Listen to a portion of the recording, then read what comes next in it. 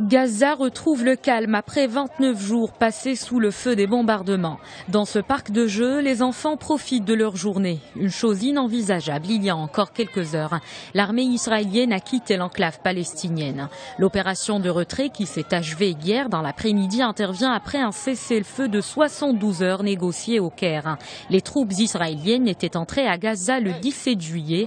Objectif, démanteler un réseau de souterrains destiné à mener des incursions en Israël. C'est ce qu'a affirmé l'armée israélienne au début de l'offensive. À Gaza, la vie semble reprendre son cours normal. Notre message est destiné au monde entier. Le peuple palestinien est un peuple bon vivant. Les enfants sont venus se distraire en compagnie de leurs parents malgré les massacres commis par l'occupation israélienne. Israël a retiré tous ses contingents, mais il riposterait à toute attaque du Hamas. La communauté internationale appelle les deux parties à engager des discussions pour une paix plus durable.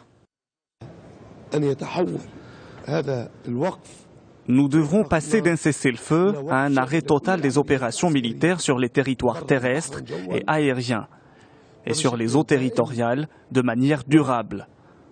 En tant que médiateur, l'Égypte a fait le nécessaire pour une sortie de crise. Les États-Unis ont soutenu cette initiative.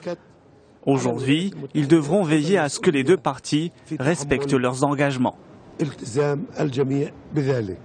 Depuis les frappes aériennes déclenchées le 8 juillet, 1875 Palestiniens ont trouvé la mort, dont 430 enfants.